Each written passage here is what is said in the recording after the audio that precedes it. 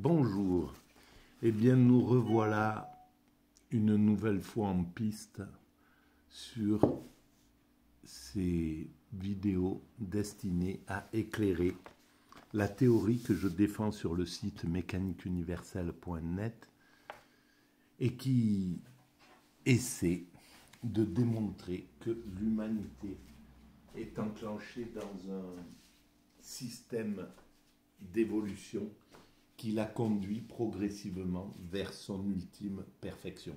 Nous évoluons tous ensemble, sans le savoir, à des rythmes différents, en compétition, en fraternité, en violence et en paix, en utilisant divers moyens. L'humanité dans son ensemble, tous les hommes travaillent à une seule chose, c'est l'aboutissement de l'humanité à son ultime perfection. Et ce travail se déroule de façon inconsciente. Pour l'instant, on ne le sait pas qu'on travaille, qu'on construit cela. On le réalise de façon intuitive. Mais nous sommes destinés à prendre conscience de cette évolution. Et le jour où l'humanité prendra conscience que ce qu'elle construit inconsciemment, c'est un fonctionnement universel, la paix universelle, la fraternité universelle, un fonctionnement parfaitement écologique, etc., etc., le paradis, elle construit son paradis en somme, le paradis que cette planète est, elle est fondamentalement un paradis. Et si on fait l'expérience, par exemple, d'oublier l'actualité, selon où on est, évidemment, bien entendu, mais pour la plupart des hommes qui pourraient faire abstraction de l'actualité et se promener autour d'eux, à la campagne, n'importe où, ils auraient tout de suite la sensation d'appartenir à une planète qui est un paradis potentiel. Voilà. Et ce paradis, nous le construisons. Alors, nous le construisons en nous détruisant, en nous violentant parfois, en abîmant et en restaurant, en détruisant, comme c'est le cas par exemple, voilà, avec cette guerre qui occupe les esprits de l'humanité en Ukraine, bien qu'il y en ait d'autres qui passent sous silence, et qui montrent d'ailleurs l'égoïsme et qui montrent l'occidentalocentrisme de l'Occident, son injustice, son mépris des autres, etc. Et maintenant, ce mépris monte vraiment à la lumière et contesté par les autres civilisations, par les autres communautés, par les autres groupes humains qui commencent à vraiment ne plus supporter cet occidentalocentrisme initié par nos dominants, hein, parce que le peuple, lui, globalement, si on le laisse tranquille, il est fraternel avec l'ensemble humain. Il n'aurait pas du tout de tendance raciste ou il est faiblement envieux, le peuple, hein. Il se contente si l'homme que si on lui donne de quoi vivre dignement, de quoi nourrir ses enfants, avoir la plupart de la population humaine, sur les 8 milliards que nous sommes, 7 milliards 900 millions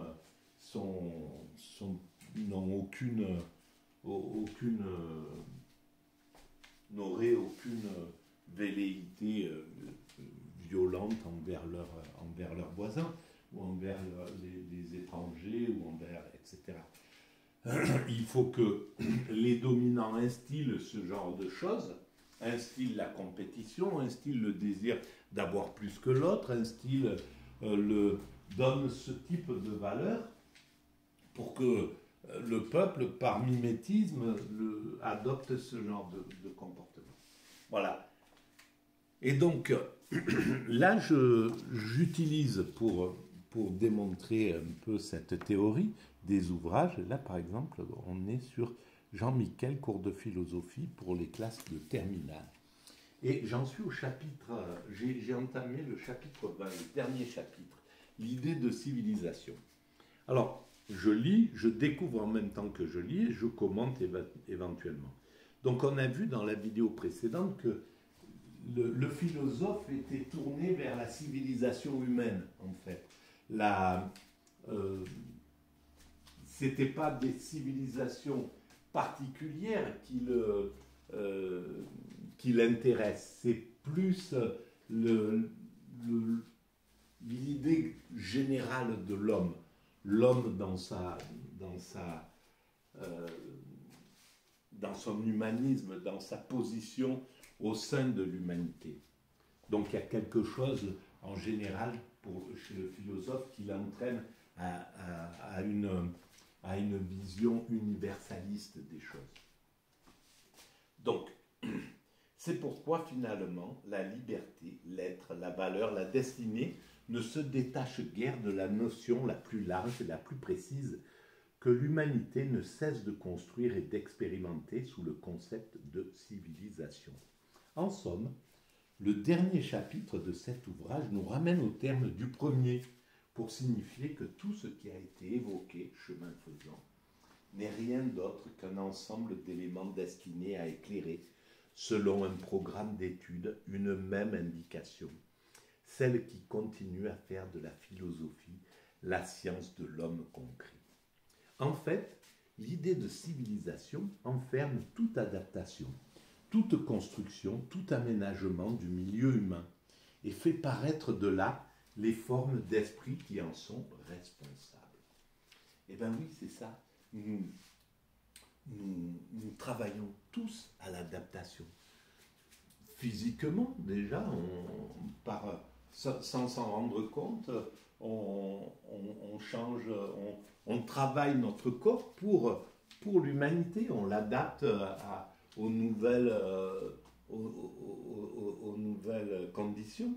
Et l'homme, ça a été la première grande évolution que nos frères humains, les premiers qui se sont séparés, distingués des autres primates et qui ont en fait travaillé pendant des millénaires, des centaines de milliers d'années, le corps, sans savoir réellement ce qu'il réalisait, mais qui ont préparé ce corps pour ce qu'il est devenu, ce que nous sommes. Ils ont préparé notre esprit, fait grossir la capacité cérébrale, développer le cortex, le néocortex, etc.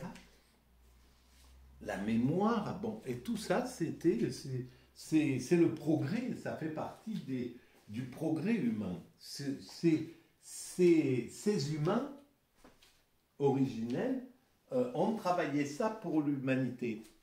D'autres qui sont venus plus tard ont travaillé les outils, les silex, etc., etc. On travaillait ça pour l'humanité. En s'appuyant sur toutes ces évolutions, d'autres plus tard ont travaillé la domestication, la culture, etc., etc., l'art, etc., etc.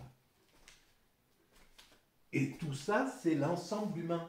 Ce n'est pas quelque chose de disparate. Et maintenant, on commence à prendre conscience que c'est cet ensemble humain qui travaille pour l'humanité. Et c'est la même chose aujourd'hui, que ce soit un aborigène en Australie, un Inuit, un Indien en Amazonie, un occidental à New York, un occidental à Berlin, un Africain en Afrique, voilà. Et bien tous les êtres humains qui sont sur cette planète travaillent donnent leur existence entière pour l'humanité, d'une manière ou d'une autre.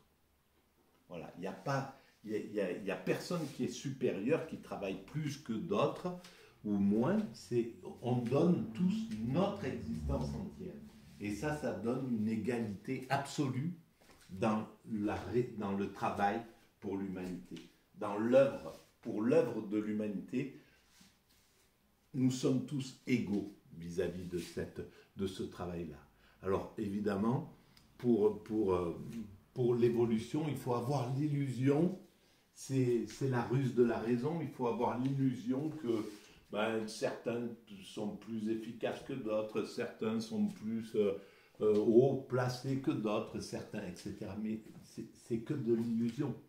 En réalité, c'est l'entièreté de notre existence qui est offerte à l'évolution de l'humanité.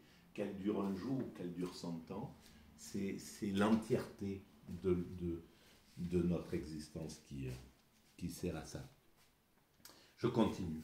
Mais tandis que le mot civilisation pris dans son sens restreint retient l'attention sur tel type de société située et datée, l'idée même de civilisation nous invite à un mouvement de généralisation corrélatif d'un système de solidarité qui se forme entre les peuples. Voilà. Il y a les deux façons de concevoir la civilisation. Ça peut être les civilisations particulières, chaque civilisation, la civilisation arabo-musulmane, la civilisation occidentale, la civilisation asiatique, etc. Et puis il y a la civilisation humaine, et c'est celle-là qui donne du sens. Les autres ont bien entendu, toutes ont un sens, mais elles travaillent pour la civilisation humaine, pour l'humanité dans son ensemble, en fait. Et cette idée, pour l'instant, nos appartenances inférieures, je vais dire, nationales, religieuses ou quoi que ce soit, nous en gâchent un peu, ou nous enferment un peu la vision, mais c'est elle qui est directrice dans le fond. Il s'agit d'un sentiment de commune mesure correspondant à une prise de conscience de plus en plus large, à une intégration de toutes les formes des problèmes humains selon une même réalité et proprement d'une tendance à réaliser l'universel. Voilà comment pensait ce philosophe Jean Miquel dans les années 80. Et dans ces années-là, évidemment, il y avait quelque chose d'un peu, une sorte de sérénité qui était posée sur l'humanité, un espoir qui commençait à renaître à la sortie. Ça faisait déjà presque 40 ans que la dernière guerre mondiale était derrière nous. Il y avait un sentiment comme ça d'aller vraiment vers quelque chose d'universel. Donc c'était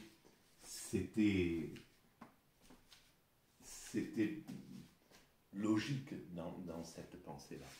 Et cette universalité, elle était déjà en œuvre dans le monde, quoi. On commençait à parler en tant d'universel. Et encore, pourtant, c'était dans les années 80, il n'y avait pas, par exemple, les réseaux sociaux qui ont tissé la toile, qui ont mis en relation l'ensemble du monde d'un seul coup. Il n'y avait pas la télévision aussi répandue partout sur la planète, etc., qui fait que, on voit les autres civilisations vivre, on voit les autres groupes humains vivre, on comprend qu'ils ont les mêmes soucis, les mêmes valeurs, les mêmes pensées, etc. Donc tout ça travaille à l'universalisation des choses. Je continue. Tandis que l'universalité a d'abord été affirmée, et par exemple comme nécessité logique au niveau des sciences, le propre d'une philosophie qui s'élabore en même temps que se dégage l'idée d'une civilisation englobant et jugeant toutes les variantes qu'elle implique, et d'assimiler civilisation et humanité, voire civilisation et humanisme. Et je souscris tout à fait à cette façon de penser. Si l'humanisme, c'est le fait d'agir en pensant que rien de ce qui est humain ne saurait nous être étranger, on conçoit que dès que les moyens d'action et d'information placent réellement les hommes dans un même système de rapport, ils ne puissent évoquer l'universel sans participer vraiment à une même réalité. Bien entendu, que rien de ce qui est humain ne saurait nous être étranger. C'est ça l'idée. Et de plus en plus, on va vers cette façon de penser.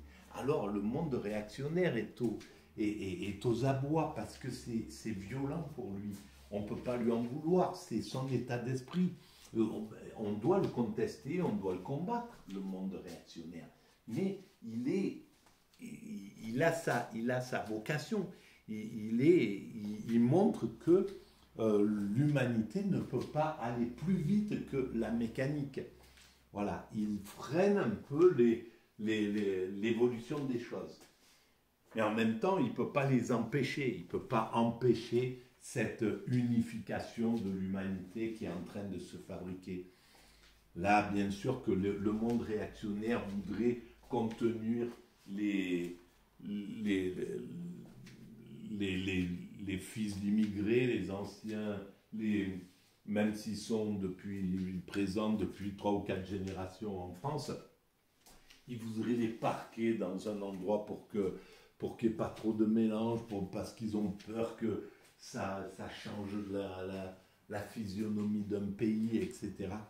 Et voilà, ils voudraient garder le statu quo, pour repousser les autres, ne pas leur donner toutes les chances, garder la prérogative, garder leur pouvoir. Ça, c'est le principe réactionnaire et qui est à l'œuvre en ce moment et qui dit tout haut ce type de prétention dans les médias de l'oligarchie. Mais ils ne pourront rien retenir. Ils peuvent freiner un peu le mouvement de l'assimilation. Mais dans 50 ans, dans 60 ans, dans 70 ans, c'est après 3, 4, 5 générations, c'est fini. Tout sera fondu au fond dans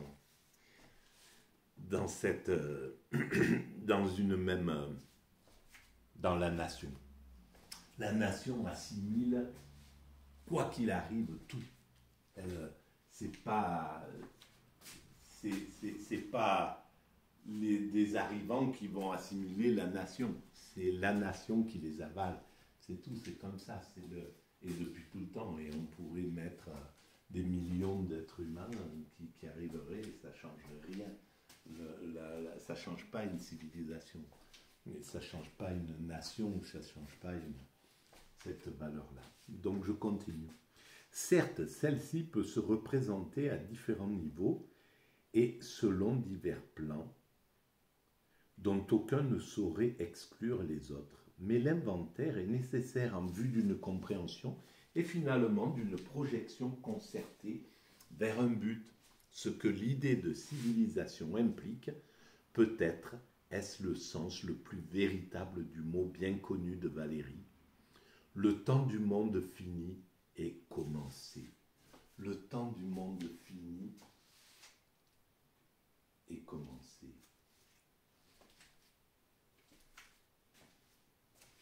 Alors, qu'est-ce que ça peut vouloir dire? Est-ce qu'il veut dire par là que le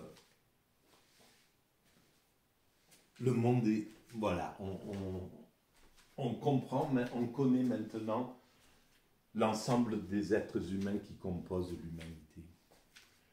On connaît l'humanité dans son ensemble, c'est fini.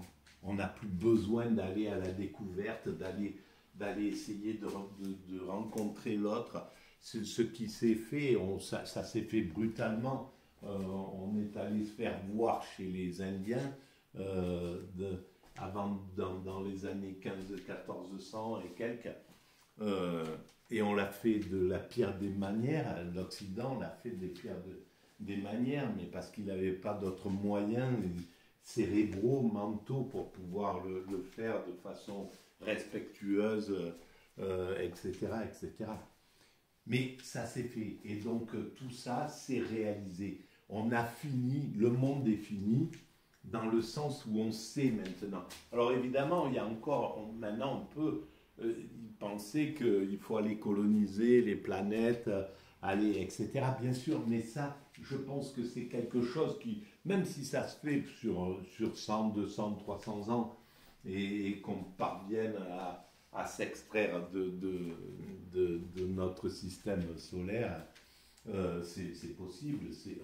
Voilà, on ira dans tout ça. Mais en réalité, maintenant qu'on sait, qu'on connaît l'ensemble humain, c'est le bonheur de cet ensemble humain qui va devenir la grande question. Ça ne sera pas d'aller aller à la conquête de l'univers.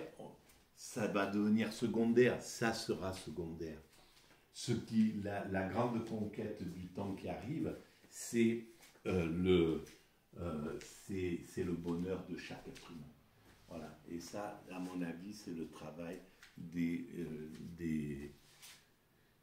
décennies et des siècles qui arrivent.